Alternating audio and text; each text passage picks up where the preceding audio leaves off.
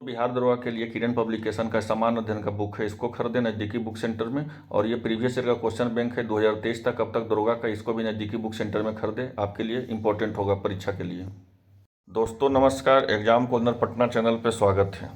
दोस्तों आपको 3 से 4 चीज़ बताना है कि आज का पेपर में क्या है अपडेट और क्या है इसका। 2 से 3 चीज़ आप जान लीजिए और उससे ज़्यादा जानने की ज़रूरत भी इसमें नहीं है कुछ। पहला चीज़ तो ये है कि आपका सबसे पहले रिजल्ट जो है 11-12 का जारी किया जाएगा। सबसे पहले रिजल्ट जो है आपका 11-12 का जारी कर दिया जाएगा। उसके बाद जो है 9-10 का जारी किया जाएगा और सबसे अंत में है जो आपको प्राथमिक शिक्षक का जारी किया जाएगा। अब इम्पोर्टेंट बात यह है कि प्राथमिक शिक्षक का रिजल्ट इसलिए सबसे अंतिम में जारी किया जाएगा क्योंकि 9 तारीख को जो है फैसला आने वाला है कि प्राथमिक शिक्षक में बीएड वाले को लेना है या नहीं लेना है। अगर प्राथमिक शिक्षक में बीएड वाले को नहीं लेना है तो बीपीएससी 2 तरह का रिजल्ट बनाए हुए है, एक बीएड को सम्मिलित करके, एक डीएलएड वाले को। अगर बीएड वाले को लेना है तो बीएड और डीएलएड दोनों को मिलाकर के रिजल्ट प्रकाशित कर दिया जाएगा। अगर बीएड वाले को नहीं लेना है तो डीएलएड वाले को रिजल्ट प्रकाशित कर दिया जाएगा। तो सबसे पहले आपका रिजल्ट किस चीज़ का आएगा? तो सबसे पहले आपका रिजल्ट 11-12 का आएगा, सबसे इंपॉर्टेंट चीज़। और अगले सप्ताह जो है आपका रिजल्ट जो है जारी हो जाएगा, इसको भी आप ध्यान में रखिएगा। उसके बाद जो है 11-12 के बाद आपको 9-10 का रिजल्ट आएगा।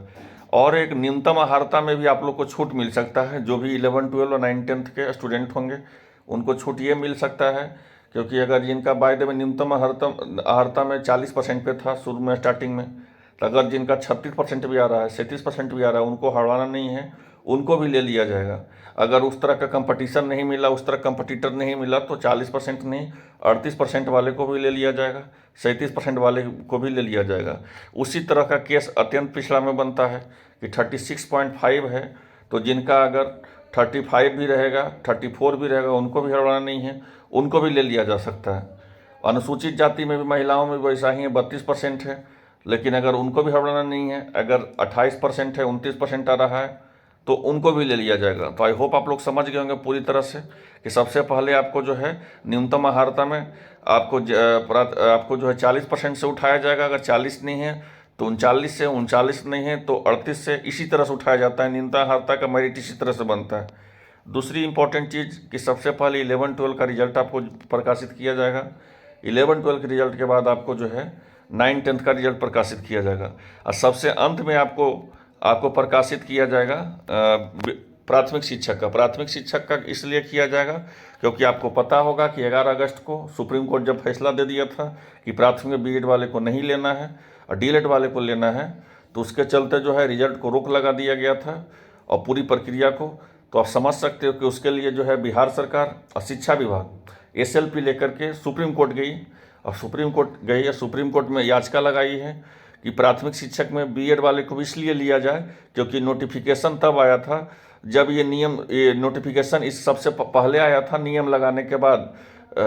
तो एनसीटी का जानते हो कि एनसीटी क्या किया कि जैसे ही सुप्रीम कोर्ट का 11 अगस्त का डिसीजन आया, एनसीटी सभी स्टेट में अपना अपना लेटर दे दिया कि प्राथमिक में डीएलएड वाले ही मान्य होंगे।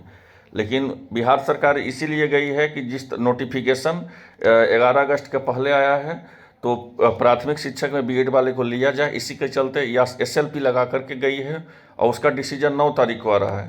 तो अगर 9 तारीख को क्या डिसीजन होता है उसके बाद ही प्राथमिक शिक्षक का रिजल्ट जो है जारी किया जाएगा। लेकिन सबसे पहले आपको 11-12 का रिजल्ट जारी किया जाएगा, उसके बाद आपको 9-10 का रिजल्ट जारी किया जाएगा और अगले सप्ताह ही रिजल्ट जारी होगा। इस बात को भी ध्यान दीजिएगा, अगले सप्ताह आपका रिजल्ट जारी हो जाएगा और बायोमेट्रिक प्रणाली से आपको जो है नियुक्ति पत्र बटेगा कि जिसमें कोई धांधली का कोई भी जगह भी नहीं मिले। बायोमेट्रिक प्रणाली से नियुक्ति पत्र मिलेगा और आपको रिजल्ट जो है सबसे पहले वह 11-12 का जारी किया जाएगा और 11-12 का रिजल्ट जो है आपको अगले सप्ताह ही जारी किया जाएगा। तो आई होप आप लोग आसान भाषा में सब समझ गए होंगे। अगर आपको इसी तरह अपडेट चाहिए तो इसको सब्सक्राइब कर लीजिए चैनल को। धन्यवाद।